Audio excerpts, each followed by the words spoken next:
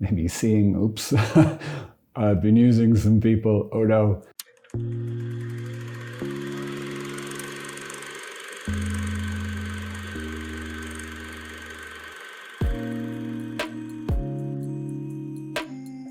So today I wanted to talk to you about maybe your favorite topic, or maybe your least favorite topic. It's love. There's sort of two levels, two types of love typically that humans do, that we're good at or capable of. So the first type of love that we're capable of is, you might call it emotional love. So it's a feeling, it's emotion. Sometimes it's called a passion. We share this with animals. So yes, your puppy does love you, but just with this type of love. We experience this emotion, this emotional love, whenever we see something or encounter something and experience it as good.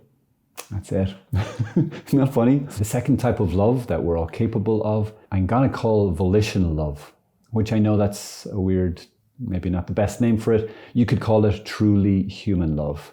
And I say that because this is something that's kind of unique to us humans, at least here on the earth. As far as we know, no animals are capable of this type of love. They can only do the emotional type of love. So what is this? The word volitional comes from the same root word as voluntary. You know, when you say, yes, I'll do that. So you opt in, you choose, or you decide to do something. So too with this, it's a decision of the will. Not too surprisingly, there's a lot of confusion between these two types of love. Again, St. John Paul II comes to our rescue, and he does so by asking us a question. What is the opposite of love? If you were to say hate, you would actually be on the money, emotionally speaking, because emotionally the opposite of love is hate.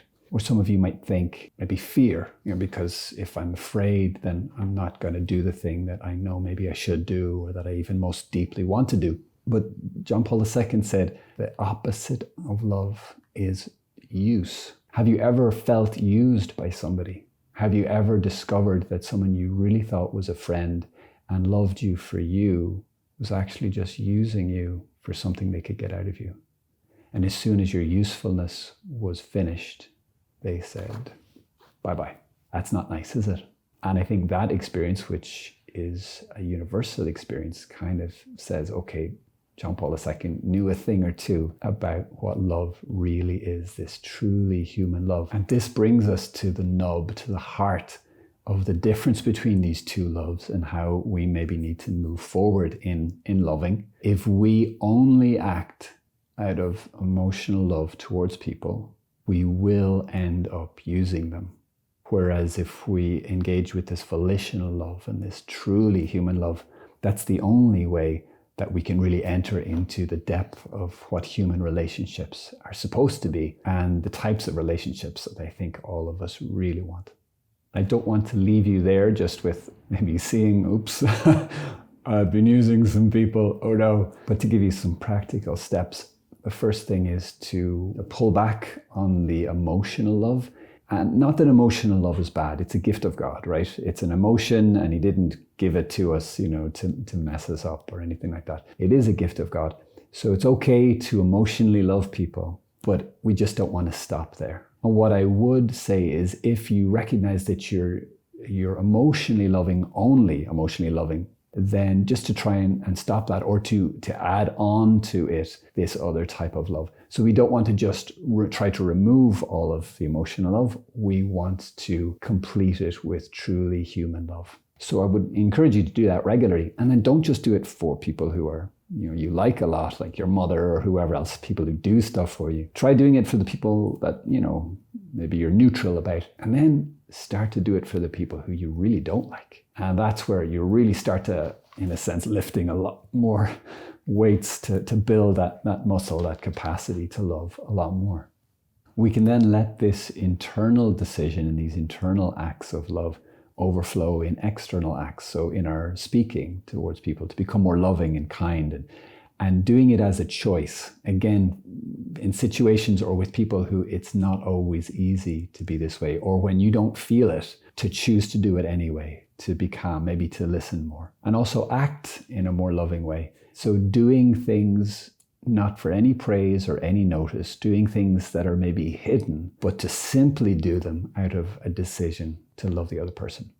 And then finally, this really comes to culmination when we start to love itself. And I don't mean to love the act of love or the decision to love. I mean to love God, who is love. So in your prayer, at the heart of it, you can, like, this internal act of love fits perfectly. So you can start to make that part of your prayer, just to say to God, oh God, I love you. Jesus, I really love you. And then think of reasons why you love him. I thank you for the cross. I love you because of what you did for me on the cross. That it actually becomes this like little internal conversation with God, whether that's throughout your whole day or at those specific times of prayer. And then once again, let this internal decision to love overflow in acts. So not to be afraid to speak out that love you have for God, or to express it as at the high point of our expression of our love for God, and that he invites us to weekly is in the liturgy, in the Mass, that is the place more than any other that we get to say to him that we love him, that we choose him. And maybe especially if you don't want to go to Mass, how beautiful would it be to make the decision anyway? Saying, well, okay, I'd rather stay in bed, I'd rather do this thing, I'd rather not do that thing. But because I love you, God, I'm going to go. That this is going to be the way. And that I'm going to begin to say, God, I do love you. I want more of you in my life. And what you will find is that your love for him will grow. Your love for him in the Mass will grow. And you will start to experience his love for you more and more powerfully. So I hope those thoughts are helpful. God bless you, and I pray that your love life, your capacity to love will greatly grow and increase. God bless you guys.